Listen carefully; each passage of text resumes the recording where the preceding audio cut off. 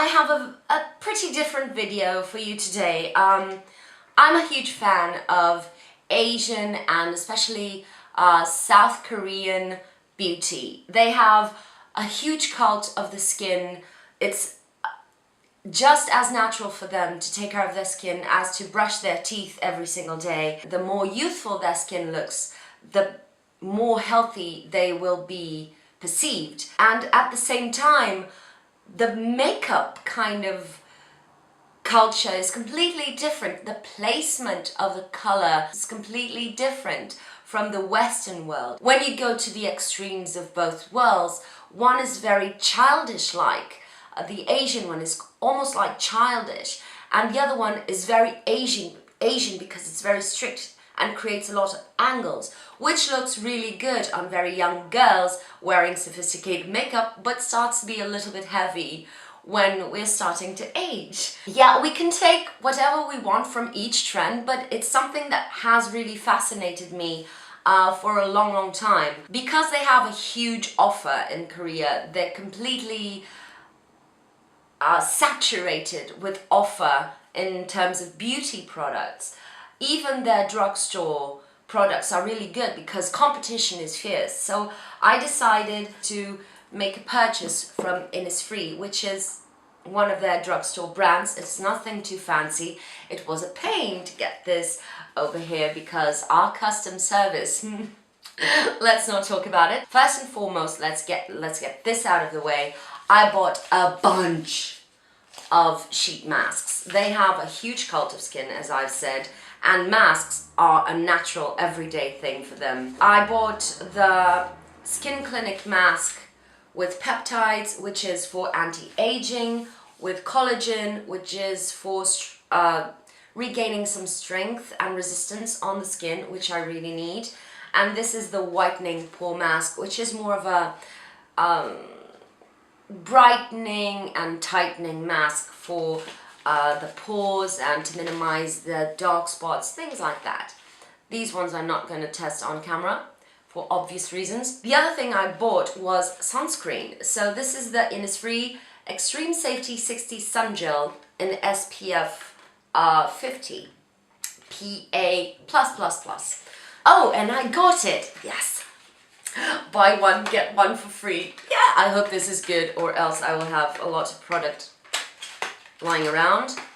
This is how it looks. 50 mils of product, which is really good. Oh, it comes, I was expecting an actual gel, transparent gel. It comes in kind of a lotion. It smells like sunscreen.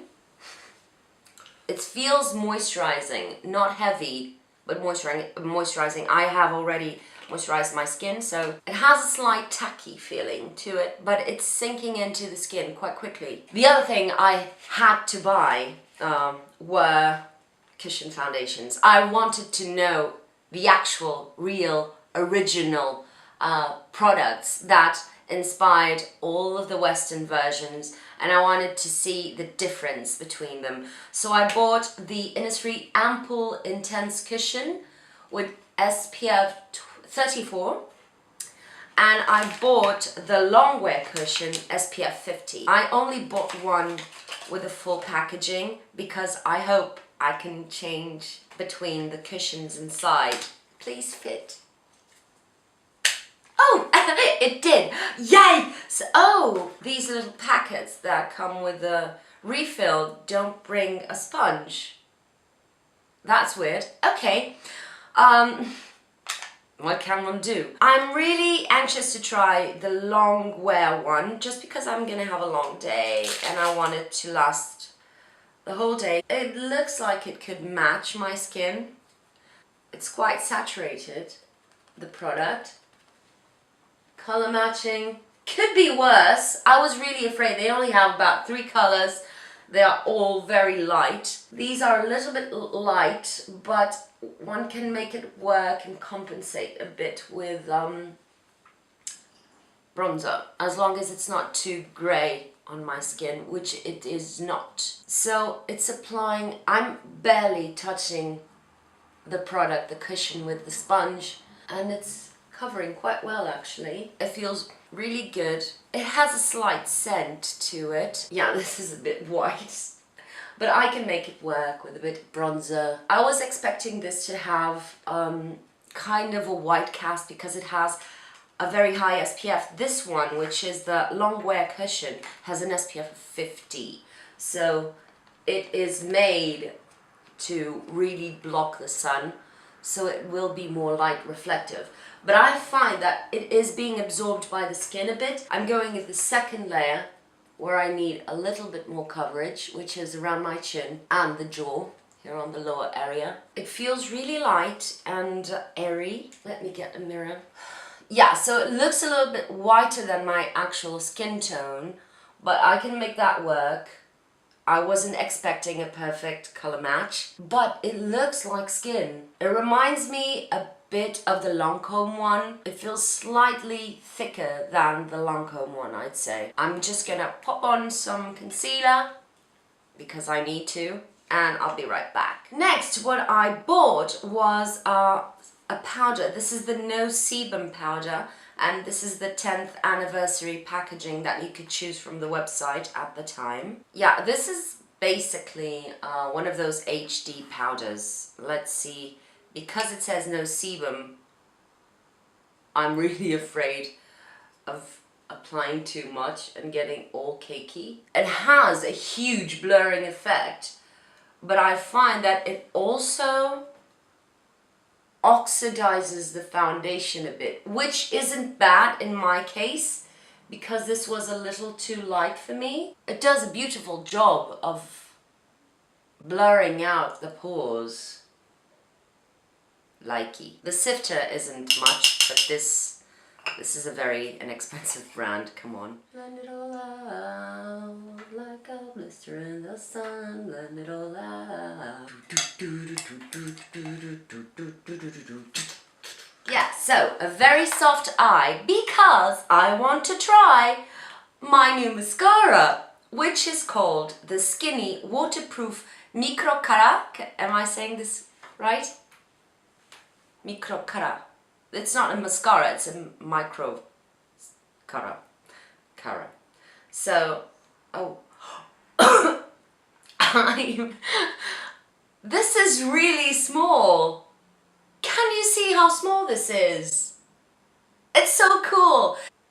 I don't know if it's gonna be too amazing on the top lashes, but I'm thinking waterproof mascara, bottom lashes, dream. Oh, it kind of gives some definition to the top lashes. I wasn't expecting that. It gives a lot of length, which is something that I would think that most Korean women would look for, because I see lots of them complaining about their really short lashes. It doesn't give that much volume, but it gives a lot of definition for such a small wand. And then low lashes, here I come. I'm so happy with this purchase. Just for the lower lash, the only mascara I know for the lower lashes is a Clinique bottom lash mascara. This was a fraction of the price. Yes! Coolness! I was absolutely amazed at the power of such a small mascara. I think this is perfect for the lower lashes. I'm letting it set to remove all the smudges with a cotton bud, but while we're at that, I'm going to take a little bit of bronzer because I need to darken this a little bit.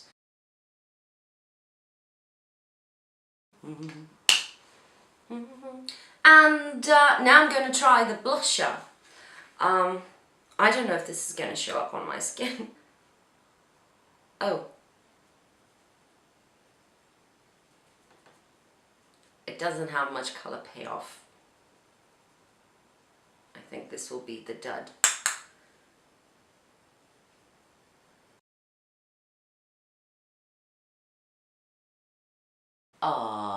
No. This one I do not like. Okay, 19 minutes and counting. Yeah, so my my camera stopped recording, but I'm back. It started destroying the effect that the powder had done, which was minimizing the pores, and it has increased my pores a little bit, which is a shame, and it still doesn't show up at all. It may show up very well in fair skins, fair to light skins, but mine is going onto the medium kind of tone, so now I'm just removing. Yes, it removed without smudging.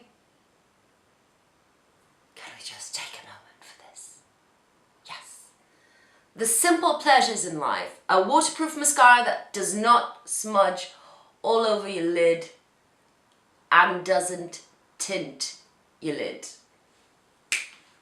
Know what I mean, Too-Faced? I'm going to blot my lips because they were being moisturized. Yeah, and I'm going to use one of these two little lip tints. These remind me when I was a kid. I really enjoyed these little things that smell like cherries and strawberries and did nothing for my lips.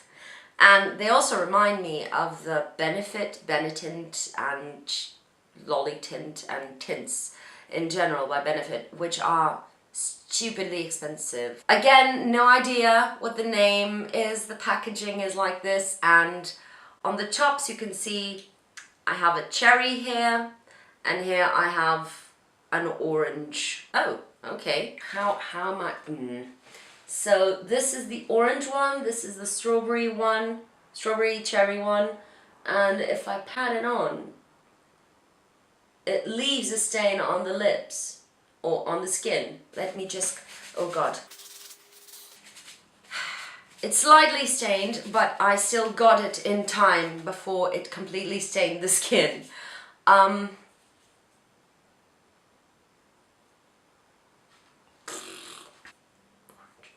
Let's try the orange one. Oh, really? It smells chemically. It smells of really fake chemical things. It leaves quite a beautiful stain. I was expecting it to be quite sheer. Let's just, for the sake of it, mix in a little bit of the cherry one. Oh, it's beautiful. Again, sweet but chemically. Let this dry before licking your lips. Not a good hair day. First impressions, the sun protection. The SPF disappeared onto my skin totally. The cushion is a little bit off my natural color, but I can make it work or mix it in with some liquid bronzer or darken it up a little bit. But it felt really light on my skin, and SPF 50, and it kind of blurred out many imperfections. The other thing that actually really, where are you, blurred out my imperfections with this was this powder, the No Sebum powder. I was afraid that it would cling on to any dry patches, but I was really careful when applying it. What I did wrong was to apply this blusher. This one, it's a no-no. It just grabbed onto the pores on my skin. Really not a fan, no color payoff. I really was surprised by the mascara. Really. I really like you. Low lashes, I like you. And it's waterproof. Let's see how waterproof it is. I'll let you know. And last but not least, the tints. Very strong tint. They feel very light on the lips, not drying at all.